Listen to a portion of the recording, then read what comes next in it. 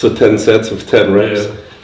Le fameux 10 séries de 10 répétitions en musculation quand l'objectif est l'hypertrophie. Donc ça, c'est une ancienne méthode qu'on a tous appris dans le diplôme de coach sportif, comme quoi c'était une méthode révolutionnaire, une méthode pour travailler l'hypertrophie, c'est génial. Sache que c'est complètement merdique et ne fais jamais ça quand tu as un objectif d'hypertrophie. Tu vas faire 10 séries de 10 répétitions sur un seul exercice. C'est littéralement la pire chose que tu puisses faire. Première chose, si tu arrives à caler le même nombre de reps sur chacun de tes exercices et la même charge, tu peux être sûr à 1000% que les premières séries que tu vas réaliser ne vont pas être stimulantes pour toi du tout. Une série stimulante, c'est une série où tu vas être proche de l'échec. Si tu es en mesure de faire la même charge et le même nombre de reps sur chacune de tes séries, c'est que forcément tes premières séries, tu avais 40 reps en réserve. La deuxième chose, c'est la fatigue que ça va t'accumuler. Tu vas faire 10 séries de 10 reps sur un exercice, en général, c'est l'exercice polyarticulaire. Tu t'imagines même pas la tonne de fatigue que tu vas accumuler. En plus de ça, impossible de faire d'autres exercices derrière. La troisième chose, c'est que tu vas travailler un seul angle de travail avec une seule courbe de résistance qui va être similaire pour 10 séries. Il vaut mieux diviser son nombre de séries sur plusieurs exercices plutôt que se concentrer à faire 10 séries sur un exercice. En faisant ça, tu vas littéralement mettre certaines fibres musculaires de côté. Par exemple, tu vas t'amuser à faire un développé incliné pour 10 séries de 10 reps. Dans ce cas-là, certaines fibres musculaires de tes pectoraux ne vont pas être sollicitées, ou du moins très minimes. Alors que si tu t'amusais à faire un développé incliné et un écarté poulie haute, par exemple, pour focaliser le travail sur le bas des pecs, bah là, forcément, tu recruteras d'autres fibres musculaires de manière plus pertinente par rapport à uniquement du développé incliné. Donc, tu as tout intérêt à diviser ton nombre de séries de travail sur plus d'exercices pour te permettre de solliciter l'entièreté de ton groupe musculaire.